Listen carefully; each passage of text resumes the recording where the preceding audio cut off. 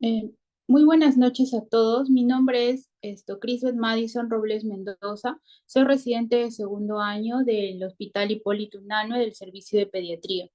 Bueno, en esta oportunidad les voy a compartir una información acerca de la anemia en pediatría.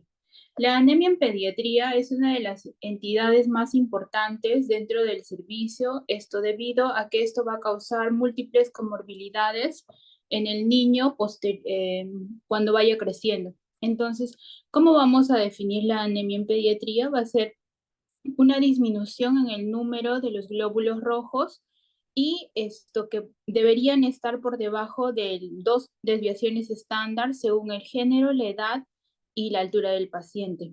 Además, que no logre cumplir las necesidades del organismo.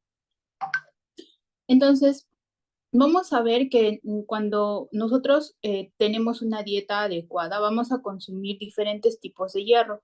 Uno va a ser el hierro hémico y el hierro no hémico. El hierro hémico es el más importante debido a que esto se encuentra a nivel en los alimentos de origen animal, que son todas las carnes rojas principalmente y también las carnes blancas, pero en menor cantidad. Entonces, vamos a ver aquí que este va a ser muy importante debido a que su absorción va a ser de 20 a 30%. Y esto le vamos a encontrar como un estado ferroso, hierro más 2. A diferencia del hierro no hémico, cuya fuente principal van a ser algunas verduras, legumbres, hojas verdes, hortalizas o frutos secos, y su absorción va a ser más disminuida, entre 3 al 8%, y lo vamos a encontrar como hierro en estado férrico más 3. Entonces aquí vemos un cuadro donde podemos evidenciar la absorción en porcentaje de acuerdo a la fuente de alimento que se pueda consumir. Entonces vamos a ver aquí que las carnes rojas van a tener una absorción de un 20% principalmente, a diferencia de, por ejemplo, la espinaca, que es un vegetal, que su absorción es hasta un 2%, lo que estaría en relación a lo que ya les había expuesto anteriormente, ¿no? La diferencia entre la absorción entre el hierro hémico, de origen hémico y de origen no hémico. Entonces, para que se absorba este tipo de el hierro, van a haber algunos elementos que van a facilitar su absorción y algunos elementos que van a inhibir la absorción de hierro. Para ello vamos a ver que dentro de los facilitadores están el ácido ascórbico, la fructosa, el ácido cítrico, el ácido láctico y el factor carne. En la otra parte, en los inhibidores, vamos a encontrar los fosfatos, los fitatos, el calcio, las fibras, los oxalatos, los tanatos y los polifenoles. Esto lo vamos a encontrar en algunos alimentos que también consumimos. Entonces, lo que hace esto es quelar las fuentes de hierro para evitar su absorción. Entonces, los niños en las diferentes etapas de su vida hasta su edad adulta o en una persona van a tener diferentes requerimientos de hierro. Entonces, vamos a ver dónde va a ocurrir el mayor requerimiento de hierro. Uno va a ser cuando el niño pasa de la transición de haber estado 6 meses tomando solo leche y esto a la transición de cuando ya empieza su alimentación complementaria y cuando la mujer ya es adolescente y empieza con la menstruación. Entonces, justo en estas etapas de vida, en estas dos etapas de vida, esto se va a requerir mucha más ingesta de hierro para poder tener la cantidad necesaria dentro del cuerpo. Entonces, las causas más importantes de anemia ferropénica las vamos a distribuir de acuerdo a causas más globales. Dentro de esto tenemos una absorción insuficiente. Esto se debe, uno, a que hay un insuficiente aporte en la dieta y el otro a un síndrome de mala absorción.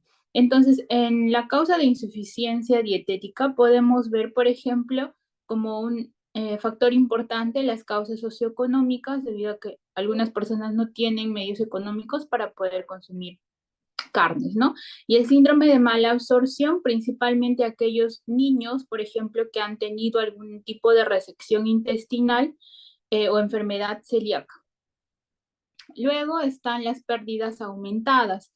Estas se van a clasificar en pérdidas evidentes y en pérdidas ocultas. Las pérdidas evidentes las vamos a clasificar cuando el paciente pueda tener, por ejemplo, parasitosis intestinal, si la mujer ya está menstruando, un adolescente, esto ya si tiene una menstruación excesiva como una metrorragia o si tuviera hemorragias digestivas por alguna patología gastrointestinal, ¿no?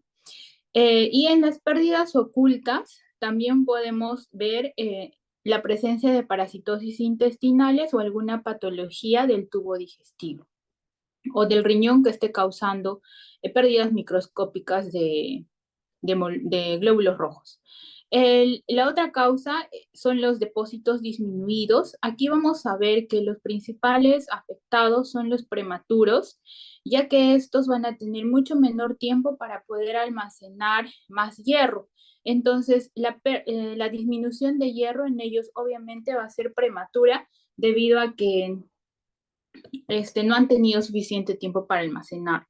Luego están las hemorragias intrauterinas o los embarazos gemelares debido a patologías como una transfusión fetal materna o transfusión de gemelo a gemelo. La otra causa son los aumentos de requerimiento. Aquí les iba contando en los lactantes y los adolescentes y también en bueno, esto ya es en mujeres no mayores, ya jóvenes o incluso adolescentes que pueden tener un embarazo o lactancia.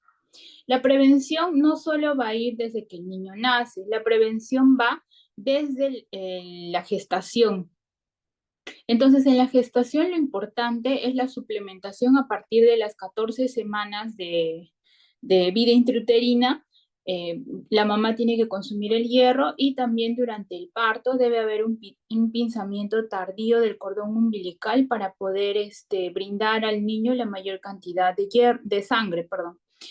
Y bueno, en la infancia, cuando el niño empieza con la alimentación complementaria. Entonces, esto vamos a hablar ahora de las manifestaciones clínicas. Para ver las manifestaciones clínicas es importante determinar el tiempo de que el paciente esté teniendo la anemia. Entonces, si un niño, por ejemplo, tiene una disminución de hemoglobina en meses, entonces el niño ya se va a adecuar a esa disminución de hemoglobina y, por ejemplo, no va a demostrar tantos síntomas, a diferencia de un niño que tiene una pérdida aguda de glóbulos rojos, donde hay una disminución de hemoglobina y los síntomas van a ser evidentes. Entonces, dentro de los síntomas generales que podemos encontrar, aquí son la palidez, que nos vamos a dar cuenta en el examen físico, el paciente no desea realizar sus actividades diarias, pacientes con taquicardia o que estén hipotensos.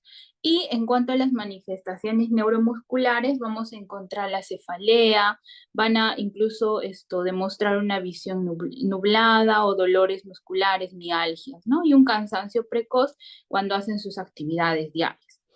Y dentro de las manifestaciones respiratorias, la disnea y otros pueden ser, por ejemplo, las náuseas o la hipersensibilidad al frío. En esta lámina podemos ver algunas manifestaciones no hematológicas por la deficiencia de hierro. Por ejemplo, esto lo vamos a preguntar frecuentemente cuando hagamos la anamnesis, cuando el paciente, por ejemplo, tenga un hábito de pica, o que tenga algún tipo de trastorno gastrointestinal, o también cuando el paciente, especialmente los niños pequeños, cuando no haya un crecimiento adecuado, o sea, cuando hay un retardo de crecimiento. Para el diagnóstico, vamos a clasificarlo en un diagnóstico clínico y diagnóstico laboratorial. Empezamos con el diagnóstico clínico. Para esto es muy importante la anamnesis. En la anamnesis, vamos a preguntar primero los síntomas de anemia que ya hemos visto antes y la historia clínica. Aquí que nos importaría, uno, si el niño ha sido a término, pretérmino y las otras causas de anemia que ya hemos visto. Luego tenemos el examen físico. En el examen físico nosotros vamos a evaluar si el paciente tuviera o no palidez, si su piel está seca, si por ejemplo el cabello está seco, se cae mucho, la mucosa sublingual, también vamos a ver la coloración del lecho ungueal. En el laboratorio es importante determinar el nivel de la hemoglobina, entonces aquí vamos a evaluarlo mediante un binómetro, esto en los centros de salud, o un hemograma si estamos en un hospital. Y la ferritina sérica, que nos va a ayudar también con el diagnóstico de la anemia. Entonces, esta es de la guía peruana del MINSA, del diagnóstico, del manejo y terapéutico y preventivo de los niños con anemia. Entonces vamos a ver que según la etapa de vida o los años que tenga el paciente, los valores van a ser diferentes y los vamos a clasificar entre leve, moderado o severo, ¿no? Aquí pueden ver la clasificación de acuerdo a la etapa de vida. Entonces, ¿cuándo empezamos la suplementación de los niños esto con hierro? Vamos a empezarlo dependiendo de si han sido prematuros o si han sido pacientes a término. En los pretérminos podemos utilizar la profilaxis desde los 30 días de vida hasta los 6 meses, a diferencia de los niños a término donde empezamos desde los 4 meses o incluso, perdón, hasta los 6 meses de vida. Como ven, las dosis son aproximadamente de 2 miligramos por kilo en cada etapa, tanto en pretérminos como en atérminos, según la guía del MINSA. Y la suplementación en adolescentes también se va a dar mediante tabletas que contengan hierro y ácido fólico. Entonces, el tratamiento aquí, por ejemplo, vamos a ver que va a ser diferente. En niños pretérminos, el tratamiento puede ser de hasta 4 miligramos por kilo día y en los niños a términos hasta 3 miligramos por kilo por día. Nosotros realizamos un dosaje de hemoglobina al tercer mes y al sexto mes de iniciado el tratamiento con hierro. En la guía de la Sociedad Argentina de Pediatría podemos ver que la dosis va a variar. Primero para la profilaxis, que va a ser un poco más alta que en la guía de peruana, y esto también en las dosis del tratamiento. Aquí vamos a ver que el tratamiento no solo va a ser de 3 miligramos por kilo por día, sino las dosis van a ser más altas, incluso el doble, de 3 a 6, y que se pueden repartir entre 1 a 3 veces al día. Entonces, el tratamiento, esto también es en los adolescentes, según la guía peruana, donde podemos dar 2 tabletas de sulfato ferroso y hacer los controles a los 3 meses y a los 6 meses. El otro tipo de tratamiento es un tratamiento parenteral. Si el paciente está hospitalizado, que es un requisito primordial, podemos brindarle hierro sacarato. El hierro sacarato, esto le vamos a dosificar de acuerdo al peso del paciente y no debe exceder los 2 a 3 miligramos por kilo cada 2 días. Y además tiene que tener una dilución de 100 miligramos en 100 mililitros de solución fisiológica. La infusión endovenosa debe ser lenta y se debe detener la infusión cuando el paciente presente parestesias o dolor torácico, principalmente. Entonces, es importante también ver las presentaciones de hierro que tiene el MINSA. Vamos a ver que hay gotas, jarabes, tabletas. Estos principalmente debemos aprender las presentaciones para poder dosificar de acuerdo a la edad del paciente y al grado de anemia que tenga. Entonces, ¿cuándo nosotros consideramos que el paciente tiene una falla terapéutica? Si nosotros hemos hecho una buena historia clínica, hemos hecho un examen físico adecuado, hemos hecho exámenes de laboratorios pertinentes, entonces nosotros hemos dado un tratamiento para la anemia. ¿Y cuándo consideramos una falla terapéutica? Si es que el paciente, por ejemplo, incumplió el tratamiento que se le dio, toda la prescripción médica, y segundo, si fue una prescripción inadecuada, es decir, no le hemos dado la dosis adecuada, no le hemos dado los intervalos que necesitaba el paciente o no le hemos dado algún apoyo en la forma en la que debe consumir sus alimentos. Y otra es la falta de resolución de la causa. Esto tiene que ver con poder determinar cuál es la causa principal de la anemia y poder tratar. Bueno, espero que les haya gustado la presentación. Y gracias.